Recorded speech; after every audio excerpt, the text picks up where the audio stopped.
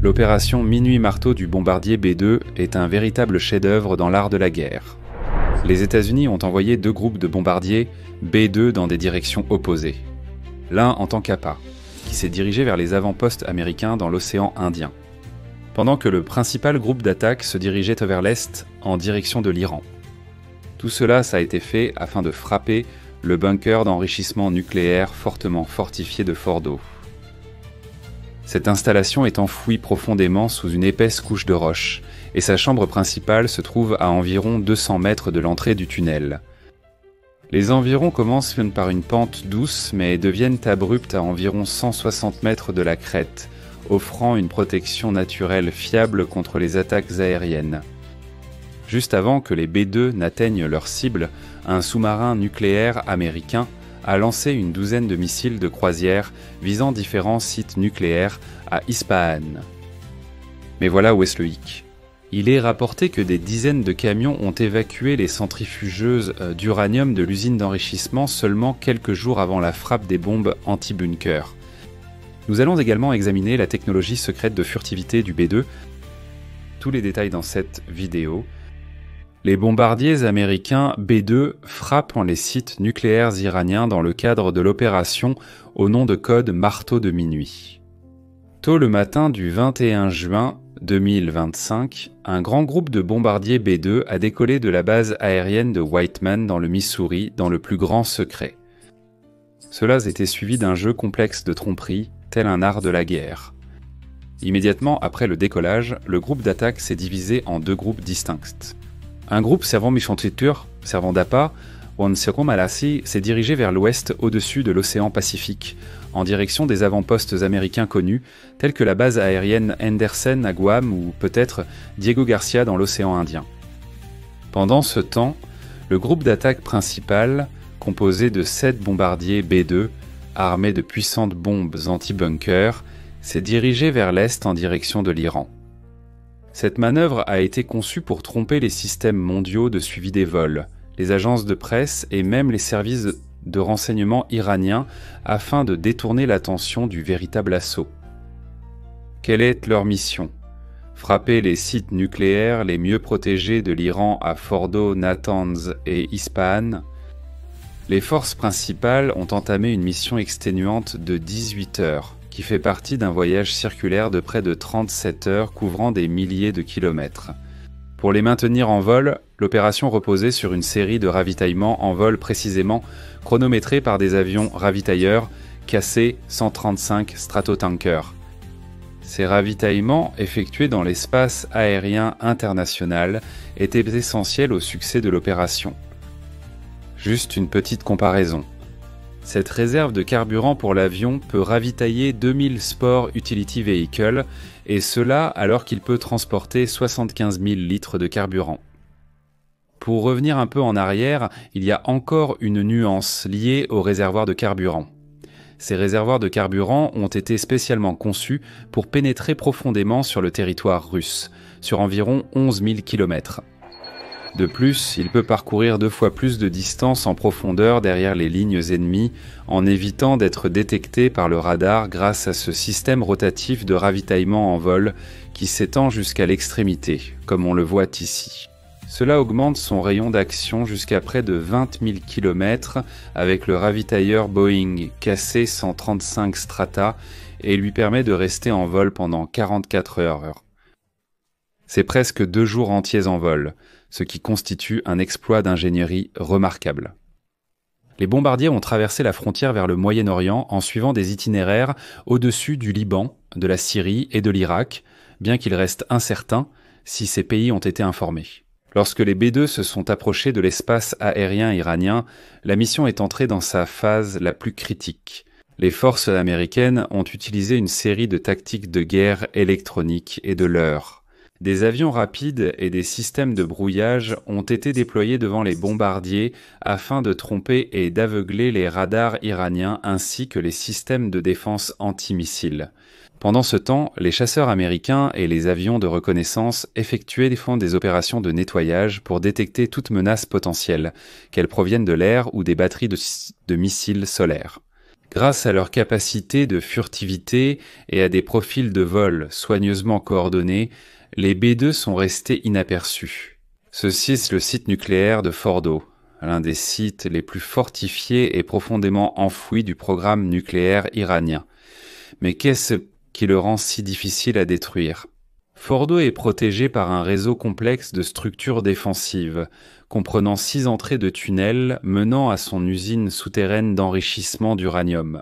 Les parties les plus importantes du site, en particulier l'infrastructure d'enrichissement, sont enfouies profondément à l'intérieur d'un tunnel d'environ 200 mètres de long, creusé directement dans le flanc de la montagne. On suppose que la chambre principale d'enrichissement se trouve directement sous la crête de la montagne, cachée sous une épaisse couche de roches. La distance entre l'entrée du tunnel et la chambre est d'environ 200 mètres. Le terrain lui-même ajoute un niveau de protection supplémentaire. Elle commence par une pente douce près des entrées du tunnel, mais devient nettement plus raide à environ 160 mètres de la crête, offrant ainsi une protection naturelle contre les frappes venant d'en haut. Et c'est ici que tout devient encore plus compliqué. Si la salle d'enrichissement se trouve à la même hauteur que les entrées du tunnel, elle est protégée par environ 40 mètres de roches dures. En approchant sous des angles verticaux étroits d'environ 25 degrés, une bombe larguée directement au-dessus ou même sous un angle de 40 degrés par rapport à l'axe, ce qui est typique d'une frappe à haute altitude. Depuis un bombardier subsonique B-2, elle devra traverser jusqu'à 40 mètres de roches montagneuses denses pour atteindre sa cible. Pour surmonter cela, les États-Unis ont déployé 6 bombardiers B-2, chacun armés de puissants projectiles pénétrants, Guided Bomb Unit 57. Des bombes anti-bunker à pénétration profonde, conçues pour des cibles fortifiées comme Fordo. Ces frappes ont visé la chaîne de montagnes juste au-dessus du réseau de tunnels et des ateliers souterrains d'enrichissement, dans le but de traverser les couches fortifiées et de les neutraliser. Les opérations nucléaires de l'Iran B-2 ont également visé au moins 6 entrées de tunnels connues. Les images satellites du site après la frappe, ainsi que les évaluations des experts en armement, ont confirmé qu'au moins 3 des 4 entrées principales avaient subi des dommages importants. De grands cratères étaient visibles près de ces points d'accès, ce qui indiquait un impact direct et la probable destruction de l'infrastructure interne du site. Environ 1 heure avant que les B-2 ne traversent l'espace aérien iranien, un sous-marin de la marine américaine a lancé plus de 30 missiles de croisière Tomahawk, visant le site nucléaire d'Ispahan. L'attaque simultanée depuis la mer et les airs a semé le chaos et affaibli la défense iranienne, ajoutant une couche supplémentaire de confusion à une offensive déjà écrasante. Aux environs de 18h40, heure de l'Est, soit 2h10 du matin en Iran, il était 2h10 du matin, heure de l'Est. En Iran, le bombardier de tête B-2 a largué 2 énormes bombes pénétrantes au-dessus du site nucléaire de Fordo. Au cours des 25 minutes suivantes, 14 bombes de ce type ont été larguées sur Fordo et sur Tance, détruisant les complexes souterrains fortifiés. Presque simultanément, des missiles de croisière ont frappé Ispahan, avec une précision dévastatrice. Après avoir accompli leur mission, les B-2 ont fait demi-tour et ont quitté l'espace aérien iranien aussi silencieusement qu'ils étaient arrivés. Voyons comment le B-2 évite les radars. Contrairement aux avions classiques qui utilisent l'un des gouvernes de profondeur pour le contrôle, le B-2 n'a pas de stabilisateurs verticaux. Cela s'explique par le fait que toute structure verticale réfléchirait les ondes radar, ils ont donc dû le concevoir sans stabilisateur vertical ni gouvernail à l'arrière. À la place, ils ont utilisé cette technique de gouverne de direction et de profondeur divisée pour assurer la stabilité directionnelle et le contrôle sur un avion à aile volante. Mais il y a un hic. Contrairement aux gouvernes de direction classiques, l'efficacité du contrôle des gouvernes de direction divisées est généralement faible pour de petits angles de déviation. C'est pourquoi le B-2 tourne très lentement par rapport aux autres avions militaires. Chaque gouverne de direction divisée est composée de 2 panneaux distincts qui se déploient verticalement dans des directions opposées. Lorsque la gouverne de direction divisée gauche s'ouvre, elle crée de la traînée et force l'avion à tourner vers la gauche, dans la direction de la gouverne ouverte. Le même effet se produit avec la gouverne de direction divisée droite-opposée. Voici ce qui se passe à l'intérieur du cockpit. Lorsque le pilote appuie sur la pédale de direction gauche, la gouverne de direction divisée gauche s'ouvre, ce qui fait tourner l'avion vers la gauche. De même, lorsque le pilote appuie sur la pédale de direction droite, la gouverne de direction divisée droite s'ouvre, ce qui fait tourner l'avion vers la droite.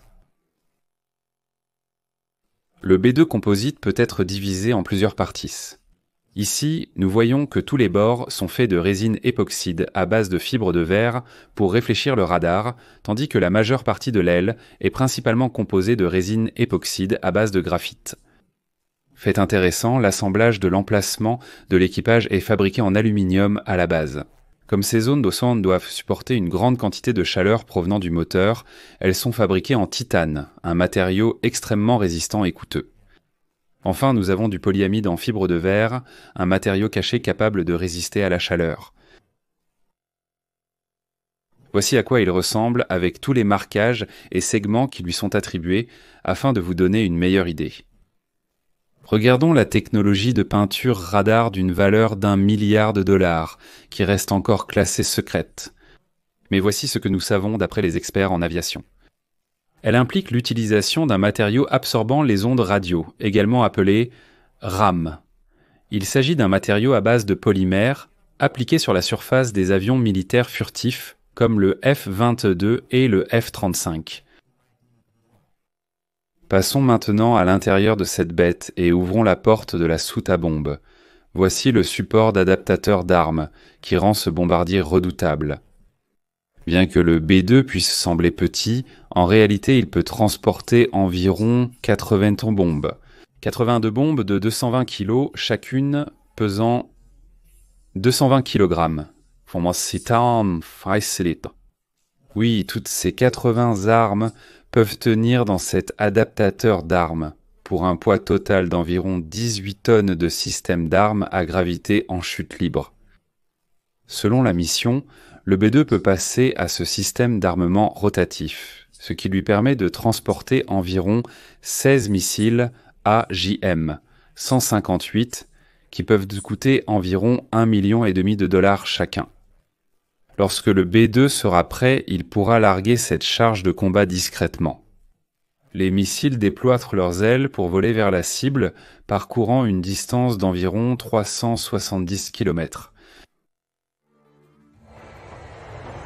Voyons comment cela fonctionne. Première étape, la plateforme de largage de bombes. Comme mentionné précédemment, le bombardier furtif B-200 vole à une très grande altitude. Lorsque l'avion atteint l'endroit désigné et que les conditions sont optimales, il peut larguer ce système d'armes spécialisé. La bombe est conçue pour la précision et l'altitude de largage joue un rôle crucial dans sa trajectoire et son efficacité. Ensuite, lors de la deuxième étape, la précision du guidage intervient.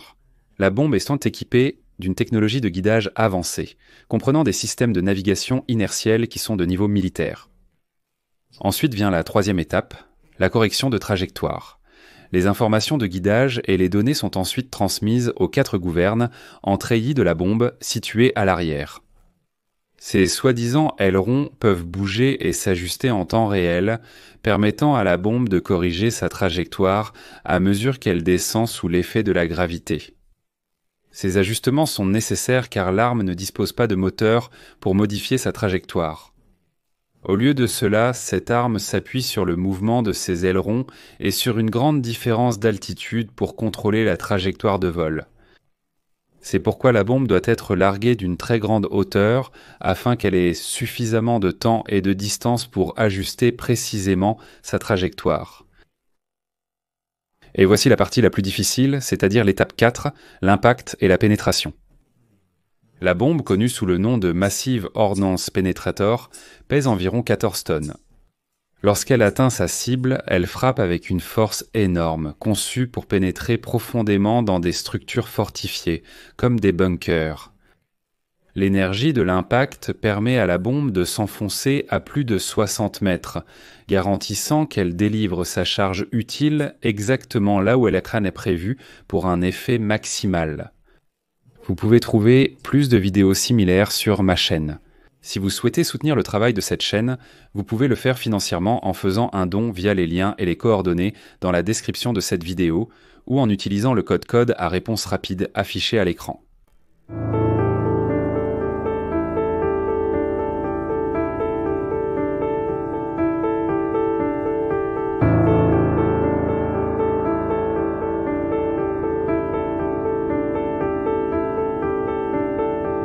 Sous-titres réalisés par